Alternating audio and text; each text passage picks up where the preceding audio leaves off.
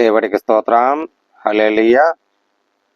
ప్రియమని బిడ్డలారా, సహోదరులారా, దేవుడు మహాకృపతో అన్ని దినముల్లోనూ మీ కొరకు, మీ కుటుంబాల కొరకు ఆత్మీయంగా ఉంటున్నారని, బలపరుస్తున్నారని, దీవించబడుతున్నారని, మా వర్తమానంలో అనేక జనములు మరి దీవించాలని దేవుని విశ్వసించు ప్రయాసపడి ప్రార్థిస్తున్నాం. మీ కొరకు, మీ కుటుంబాల కొరకు, మీ బిడ్డల కొరకు, మీ భర్తల కొరకు, మీ భార్య కొరకు, మీ బంధువులు, స్నేహితులు, మీ తల్లిదండ్రుల కొరకు, అందరి కొరకు ప్రార్థిస్తూనే ఉంటున్నాం. ప్రియమైన బిడ్డలారా, సహోదరులారా, చిన్న ప్రార్థన చేసుకుని వాక్యం వెళ్ళిపోతామండి. పరిశుద్ధమైన ప్రేమగల తండ్రి, కృపగల దేవా, నీకు స్తోత్రాలు. మా సహోదరులందరూ ఉన్నారు ప్రభువా. అయ్యా, ప్రేమించండి. ఏ దేశములు, ఏ ప్రాంతములు, ఎక్కడ నిలబడి, ఎక్కడ కష్టపడి నాయన సమస్తనం ఎరుగునవాడు, సమస్తమును నెరవేర్చేవాడు, సమస్తమును కనికరిని చూపించేవాడు నాయన. అలా కుటుంబాల విషయాలు, బిడ్డల విషయాలు నాయన ఆదరించండి, ప్రేమించండి నాయన. మస్కట్, సలాలా, దుబాయ్, కువైట్, ఖత్తరీ, Bahrain, Singapore, Malaysia, Israel, Saudi, America, ఏ దేశములో, ఏ ప్రాంతములు ఎక్కడున్నా తెలుగు ఆత్మీయులందరినీ ప్రేమించండి. ప్రతి సంఘాల కొరకు ప్రార్థిస్తున్నాం. ప్రతి సంఘంలో ఉన్న దైవజనుల కోసం ప్రార్థిస్తున్నాం. ప్రతి సేవకుల కోసం ప్రార్థిస్తున్నాం. కుటుంబాల విషయాలు, ఆరోగ్య విషయాలు నాయన సమస్తన వెరుగున్నవాడు నాయన. వాళ్ళందరినీ దీవించి ఆశ్రయించండి నాయన.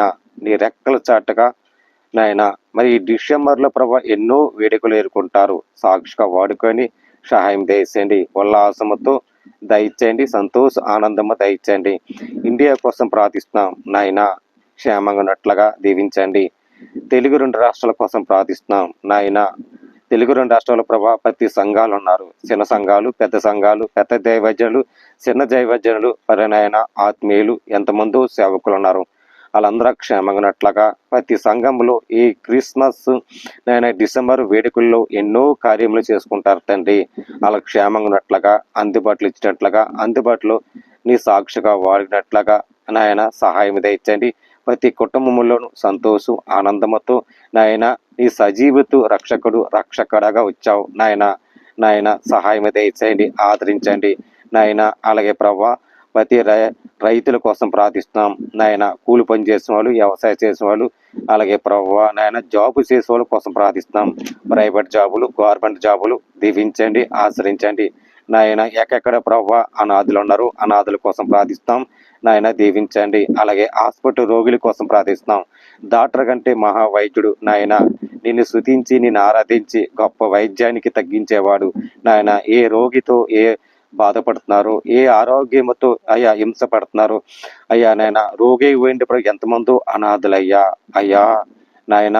ఆ రోగి కోసం ఎంతమందో ఎదురు చూస్తున్న ప్రభా నా దేవుడు నాయన, గొప్ప దేవుడు. నాకు ఈ రోగము స్వస్థపరచాలి, ఈ ఆరోగ్యం బలహీన తీసివేయాలి అని నేను స్తుతించి, నేను ఆరాధించి, నేను జ్ఞానం ఇచ్చి ఎవరి వాళ్ళు ఉన్నారు ప్రభా వాళ్ళందరినీ ప్రేమించు. నమ్మిన వాళ్ళు ప్రేమించు, నమ్మని వాళ్ళందరూ కూడా ప్రేమించి సాక్షిగా వాడుకోండి. వాళ్ళ కుటుంబం అంతా క్షేమంగా, వాళ్ళ బిడ్డలని, భార్యని అందరూ క్షేమంగా ఉన్నట్లుగా నీ సజీవుడి సాక్షిగా వాడుకోమని క్రీస్తు యేసు పరిశుద్ధాత్మ పేరటంలో వేడుకుంటున్నాం పరమ తండ్రి.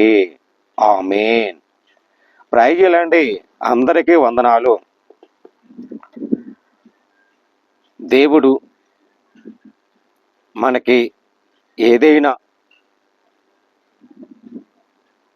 మనం ఎదర సాగాలన్నా, ఎదర నడిపించాలన్నా, నడిపించే స్థితిలో ప్రయాసపడాలి. ప్రయాస ప్రతి ఒక్కరికే. మరి ఈరోజు మూలవాక్యముతో మీ ముందుకు వచ్చే మాట్లాడిపోయే అంశం, నీవు దేని కొరకు ప్రయాసపడుతున్నావు? దేని కొరకు ప్రయాసపడుతున్నావు? మన ప్రయాసం ప్రతి భార్యకి, ప్రతి భర్తకు ఉంది. దేవుడు సమస్త జనములారా నా యొద్దకు రండి, ప్రయాసపడులారా, నేను మీ కొరకు మోపుతాను అని వాక్యం రాయబడింది. మన ప్రయాస తగ్గట్టుగానే శ్రమలు వస్తాయి, కష్టాలు వస్తాయి, ఇబ్బందులు వస్తాయి, ఇరుకులు వస్తాయి, శోధలు వస్తాయి. కష్టముతోనే ప్రయాస పడతాం. ప్రయాసం ప్రతి ఒక్కరికి ఉంది.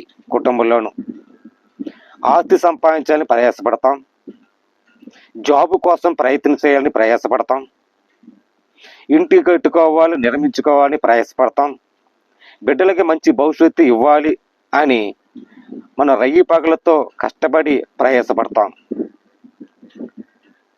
మనం జాబు కోసం నెత్తుకుంటాం, ప్రయాసపడతాం. మన దేవుని స్తుతించాలి, ఆరాధించాలని అని ప్రయాస కూడా ఉంటుంది. ఇది కూడా ప్రయాసపడతాం. ప్రయాస ప్రతి ఒక్కరికి ఉంది. మరి చిన్న మాట చెప్పాలని ఆశపడుతున్నాను.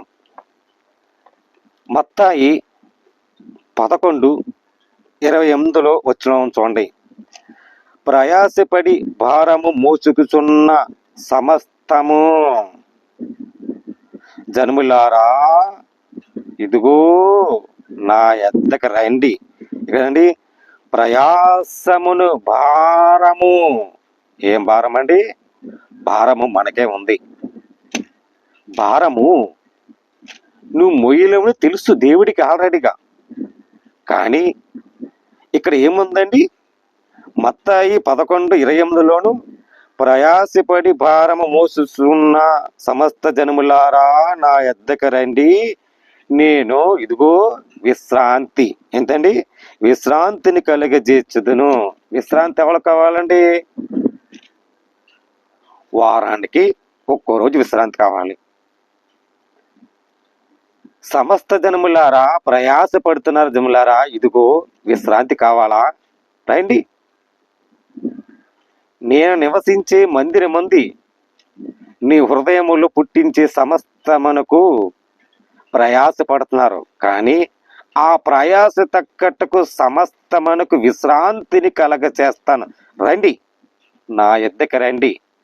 నా యొద్దకు వచ్చి నేను మీకు విశ్రాంతిని కలిగజేత. నేను స్వాగతికముగా దీని మనసు గలవారి కనుక మీ మీద నా గాడి ఎత్తుకొని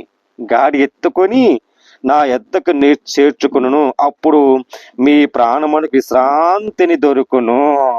దేవుడికి స్తోత్రం. ప్రాణం ఎంతమంది కష్టపడతారండి? ప్రాణముతో కొట్టుమిట్లు ఆడిపోతారండి. ప్రతి భార్య, ప్రతి భర్త, ప్రతి బిడ్డలు. కష్టం అందరికి సమాజమే. ఈ భూమిలో కొన్న ప్రయాసపడిన సమస్త సముద్రులారా అని ఉందండి? లేదు. ప్రయాసపడి భారము మోసుకుచున్న సమస్త జన్ములారా అంటే మనమే. సమస్తమును విశ్రాంతి కావాలి మనకి. వారానికి ఒక విశ్రాంతి ఉంటుంది. 6 రోజులు కష్టపడు, 7వ రోజు విశ్రాంతి దినములను దేవుడి మందిరం వెళ్ళి అక్కడ నీ భారం అంతా మోసే చెప్పు. ఇప్పుడు మన ప్రార్థన చేస్తాం. ఎడారిలో చూడండి ఒంటి ఉంటుందండి. ఆ ఒంటి చూడండి ఎంత బరువైన మోస్తుంది, ఎంత లెక్క నిలుస్తుంది. ఎడారులను అంత లెక్క వెళ్తుందంటే ఒంటి మనం వెళ్తామా? వెళ్ళాం. భారం అంతా ఎత్తుకుంటుంది. కారణం దాని తెలుసు. భారము ఎలా మొయ్యాలి, ఆ భారము ఎలా నిలబెట్టుకోవాలి, ఆ భారము మనమే కాదా భరించాలి. భారం దేవుడి మాట వింటేనే కదా భారం మోసేది. అప్పుడు మనకు ఈ భారం అంతా పోవాలంటే ఏం చేయాలండి? 7వ రోజున విశ్రాంతి ఉందండి. ఆ దినముగా చూస్తున్నాడు.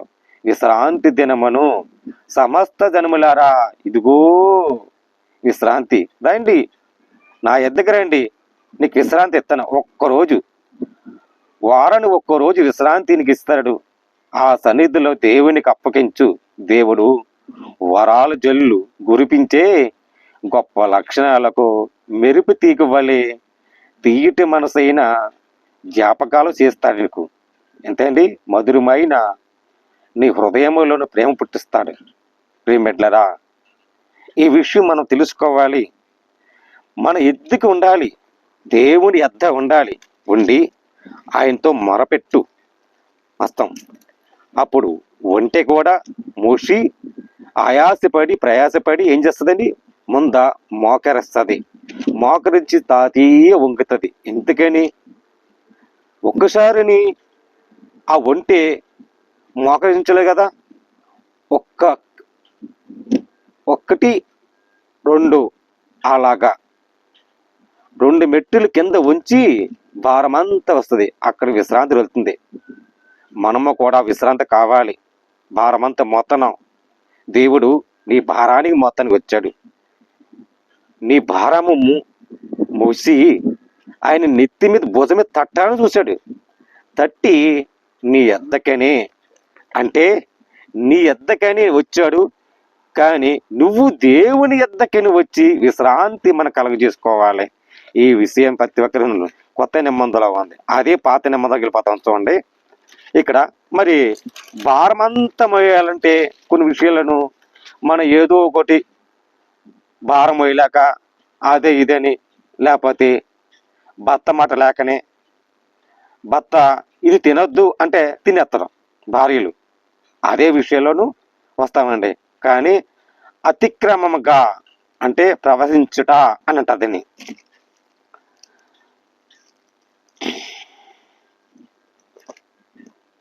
3:16 చూడండి. ఆయన స్త్రీతో నీ ప్రయాసమును నీ గర్భవేదనను నేను మిక్కిలి హెచ్చించదును. స్త్రీ ఎవరు పడతారండి వేదన? గర్భస్త్రీ వేదన పడతారు. ఎంత వేద పడుతుందో తెలుసు. దేవుడు ఆ వేదన భరించలేని భారము మోస్తుంది ఆ స్త్రీ. అంత భారము ఆ స్త్రీ మోసినప్పుడు ఆ వేదన, దానికంటే వేదన ప్రయాసపడే సమస్త జనములారా, ఇదిగో మీకు విశ్రాంతి కలగజేస్తాను రాయండి అని దేవుడు చెప్పాడు. అప్పుడు ఆ హెచ్చించే వేదనతో పిల్లలకు అందు. ఎవరైనా సరే ఆ వేదనతో పడాలి. మనం పిల్లలకు అంతరు స్త్రీలు.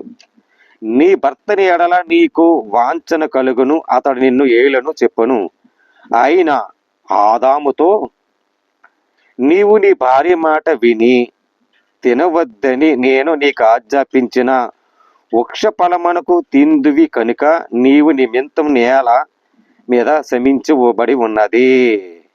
ప్రయాసముతోనే నీవు బతుకు దినముల్లో దాని పంట తిందువు. అది ముళ్ళ తుప్పలకు కంచెపోలకు అది నీకు మొలిపించి పొలములు పంట తిందువు కనుక నేలమల తిరిగి చేరు వరకు నీ ముఖముకు చెమటలు కార్చి ఆహారము తిందువు. ఏలనగా నేల మీద నీవు తిండి వేసిన నీవు మన్నే కనుక మన్నిపోదు అని ఆదాముతో భార్యకు అవ్వకు పేరు పెట్టును. ఏంటందండి? భర్త ఆదాము, అవ్వ భార్య. ఈ బైబిల్ ఏమంచండి, దేవుడు ఏం చెప్పాడు? ఆదాము అన్ని తిను, నీ భార్యతో చెప్పావా అన్ని పండ్లు తిను, ఆ ఒక్క పండు తినద్దని అని దేవుడు చెప్పి వెళ్ళిపోతే చెప్పాను అని ఆదాము అనొచ్చు. ఇక్కడ ఏముందండి? నీవు నీ భార్య మాట విని తినవద్దని నేను నీకు ఆజ్ఞాపించిన వృక్ష ఫలమును తింటివి కనుక నీవు నిమిత్త నేల శమించబడి ఉన్నది. అంటే తినవద్దని నీ భార్యతోను నేను చెప్పాను, అది తిందువని నేలమ శమించ ప్రయాసం. ఎంత అండి? శమించబడ్డాయి. అక్కడ ఏంటంటే అక్కడ శమింపబడి ఉన్నది అంటే ప్రయాసముతో బతికే దినమలలు ఉండటం. ఇవి అన్నాలో మనం ప్రయాసపడుతున్నాం. మనం ఈ దేవుడు చెప్పింది మాట వినాలి. వెంటనే మనం కొనసాగిస్తాం. ప్రియమిట్లరా, నీకంటే ఈ బైబిల్లో మాట ఉందండి. నీ భర్తే దేవుడు నిన్ను ఏర్పరచుకున్నాడు. ఏర్పరచుకుని భర్త నువ్వు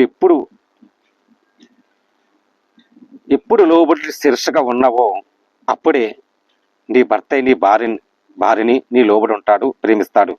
ప్రియమైన సహోదరి సహోదరుడా, మనం వేదన పడిపోతాం. ఆ స్త్రీ గర్భంలో పిల్లల కంటానికి ఎంత వేదన పడుతుందో అలా మనం కష్టపడాలంటే అన్ని వేదన పడాలి. ఇక్కడ దేవుడు నేల మీద శపించబడతాడు, కానీ దేనికి ఆ పండు తినద్దనే చెప్పాడు. ఆదాముతోనే చెప్పాడు, అవ్వ తినేసింది, అవ్వ కూడా చెప్పాడు. ప్రియమిట్లరా, ఒక టైంలోను మనము తెలుసుక తెలుసుంది తెలియక లేదా తెలుసుండి తెలియక కొద్ది పొరపాట్లు చేసి ఉండొచ్చాము, లేదా విరిగే ఉండొచ్చాము, తెలియకపోవచ్చాము. కానీ మన ప్రయాసముతోనే పడిపోతున్నాం. ఇక్కడ బైబిల్ ఏముంది, మత్తయిలోను ఇక్కడ చిన్న ఉందండి, ప్రయాసపడి భారం మోసుకున్న సమస్త జనములారా నా యొద్దకు రండి. ఎద్దకు వెళ్ళాలి. మన తెలిసేసిన పొరపాటు, తప్పు, పాపం వల్ల విశ్రాంతి మనకు కావాలంటే ఏం చేయాలి? ఈ ప్రయాస వల్ల మనం తగ్గాలంటే మనకు విశ్రాంతి కావాలి. విశ్రాంతి కావాలంటే ఏం చేయాలి? భారం అంతా ఆయన తీసుకుంటాడు. ఏంటండి? నీ భారం అంతా మోసినవాడు నేనే, నా యొద్దకు రా అని మత్తయి సువార్తలోను ఇలా రాయబడింది.